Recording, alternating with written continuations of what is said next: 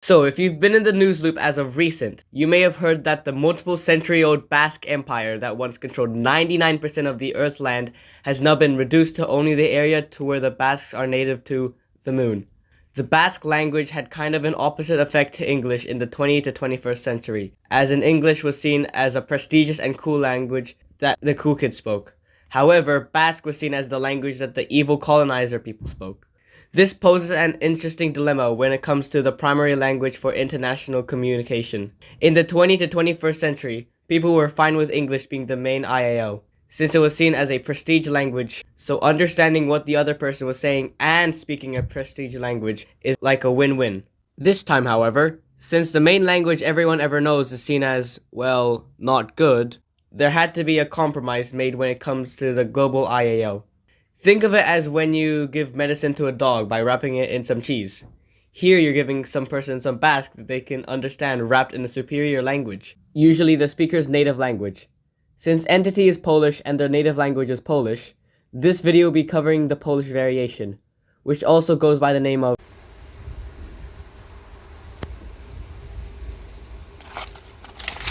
I have a bit of a thought experiment for you. Think of the simplest way to combine two languages into one. You have 5 seconds.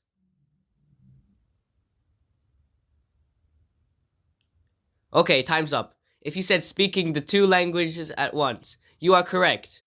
However, this isn't hit language and CCC4 winner Seraphim. A vast majority of the world's population does not have two mouths, so making that a prerequisite for an IAL would be very counterproductive. Instead, we're going to be doing this phoneme by phoneme.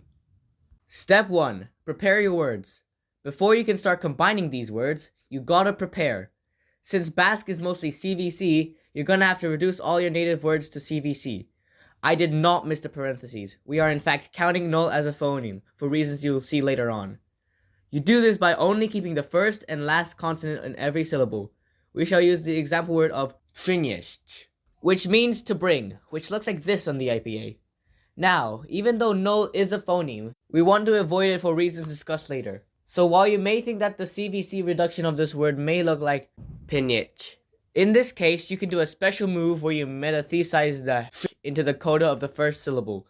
So our word now looks like przynieść. By the way, you can't split apart co-articulated consonants or affricates like this.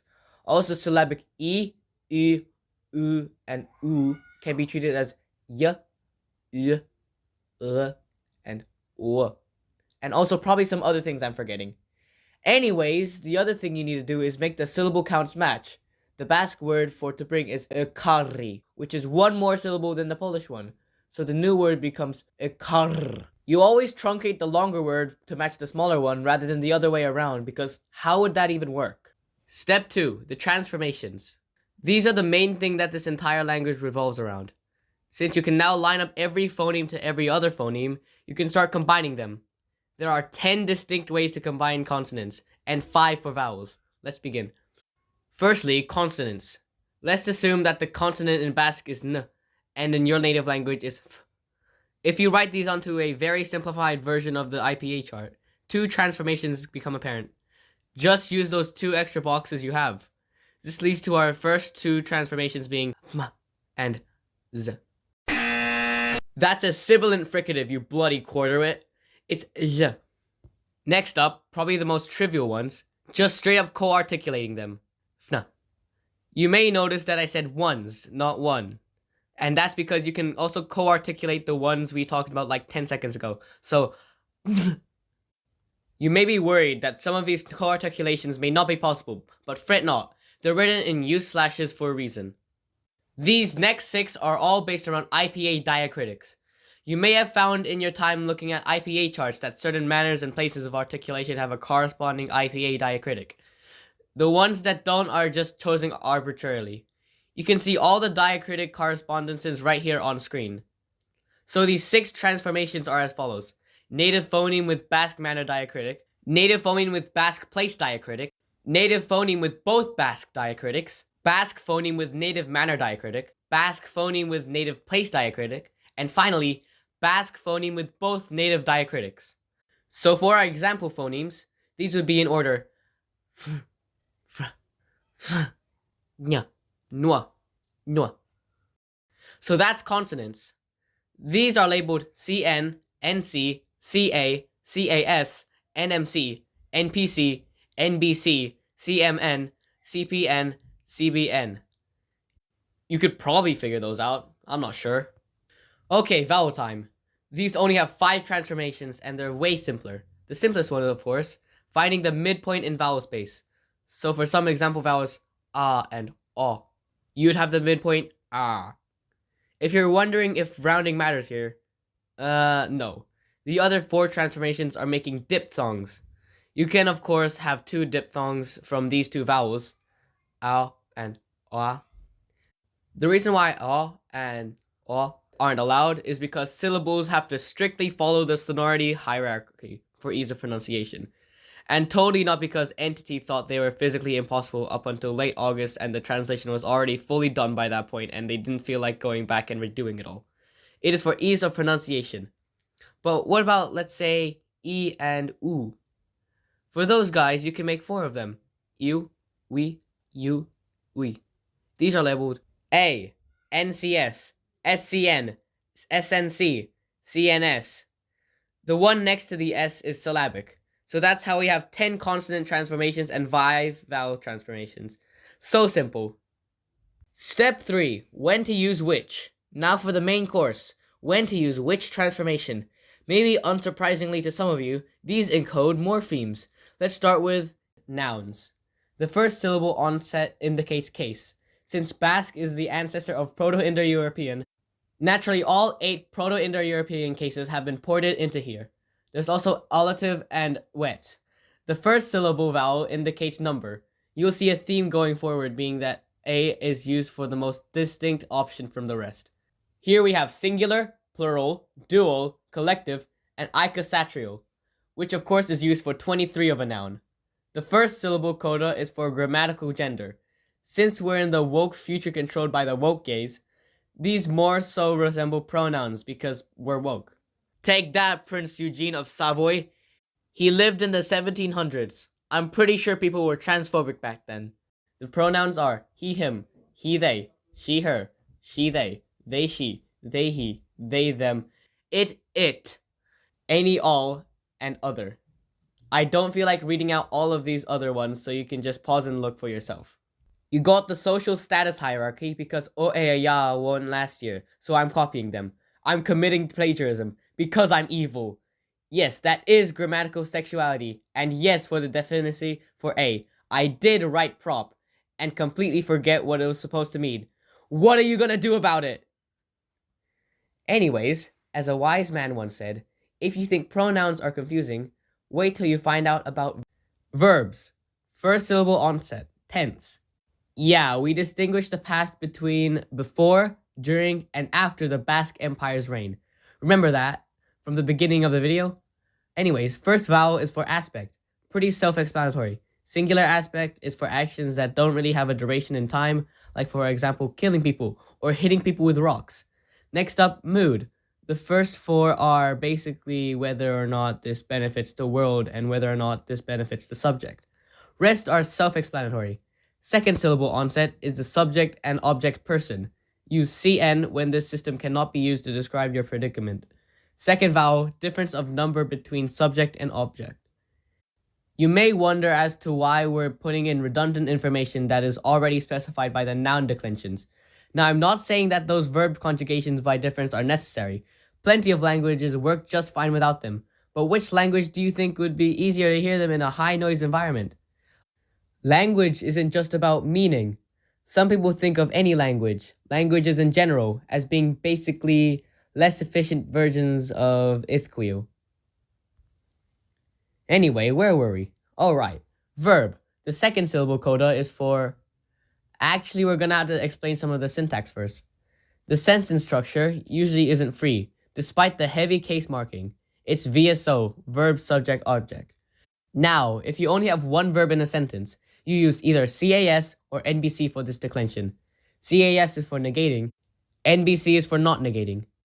If you introduce a coordinate clause or conditional, that's when things get interesting. The way you do coordinate clauses or conditionals is by saying these 2 sentences back to back. That's why it's VSO. The verb shows that you are starting a new clause. Now, CN and NC are for conditionals. If you have the CN declension on the second verb, that basically means the verb 1 leads to verb 2. If you have the NC, that means that verb 1 leads to verb 2 not happening. The other 8 are written as 3-digit binary numbers. The first number shows whether or not it's a possibility that none of the verbs happen. The second shows whether or not only one of the verbs happening is an option. The third shows if both happening is possible. These are basically logic gates, 001 being and, 011 being or, and 010 being exclusively or, and 100 being nor or not for single clause sentences. But what about sentences with 3 or more clauses? I hear you ask. Well, you just reduplicate the verb for any further iterations, encoding the relation between all preceding verbs in each of them.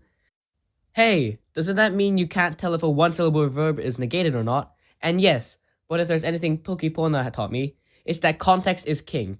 So for example, a 4-verb sentence would look like Verb 1, some junk.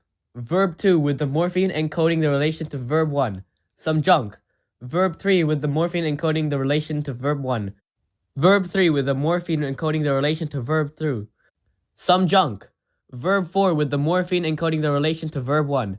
Verb 4 with the morpheme encoding the relation to verb 2. Verb 4 with the morpheme encoding the relation to verb 3. And finally, some junk. So intuitive. Anyways, as a wise man once said, if you think verbs are confusing, that's fair, that's totally fair, they kinda are. Adjectives/adverbs. Before we get to them, let me just mention that if a word is over 2 syllables, you just loop around with morphemes. And if it's 1 syllable, then you don't get the second syllable info. Sorry. So, adjectives have only 1 syllable worth of morphemes. First is degree, basically the good, better, best system from English, expanded into 10. You have distinctions between best/worst globally and locally. Worth noting, the global forms are often used for hyperbole, kind of like saying this is the worst thing ever created about something that you mildly disliked. Next up, you have permanence. This isn't the perfect name for this category, but I don't care. Singular is once again for things that don't really have a duration, and defining is, ironically, pretty hard to define. Basically, in Polish, you put defining characteristics after the noun. So, for example, South Korea is Korea Południowa, because the southness is kind of the defining characteristic of the Korea. This also happens for species names and whatnot. Anyways, coda is tense or case agreement. Tense for adverbs, case for adjectives. Insert that thing I said about ithquil or whatever. Anyways, as a wise man once said, the only thing that sets apart vaudeville from źwláá-d parts of speech-wise is that vaudeville has prepositions and Mhòì.t has pronouns. There are a total of 2 pronouns in Mhòì.t, and they are unique in the way that they are the only 2 constructed words in the whole constructed language. The main pronoun, or whatever the actual term is Newstol for Basque and Jomfik for Polish. All other languages have their own set of pronouns, by the way. Anyways, the possessive is Hagmal for Basque and Chysran for Polish. The pronouns take all the declensions of the noun they are describing, except for sexuality. You can't have sexuality in a pronoun. That's like wokeception.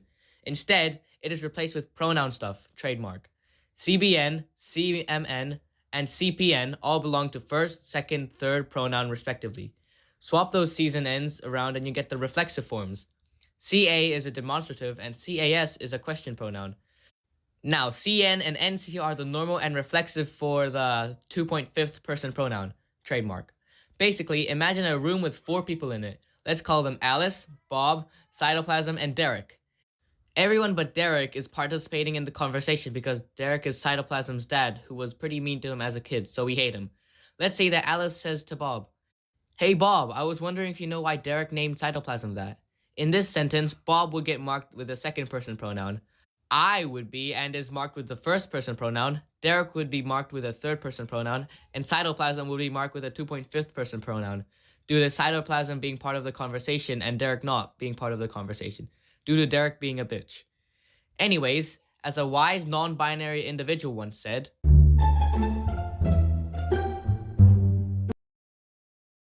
Waar dialect voor uiteraard Dòng foil, nhom fork, nheish koi, như, hos, ngal, Dutch, gor, sor, ya, lo, pra, oi, shra, jo, chashwan, zia, choich, chashwan, vrachal, chashwan, amarau, twitch, ga, bot, tir, ugouts, chashwan, beach, ja, jorts, chesh, eich, rush, sifonio, beczniot, Age, mule, Hiatngal, Eats, Pestai, Urzeon, Zets, Gordet, Njoftoik, Jongreit, Ilegar, Geignai, Shes,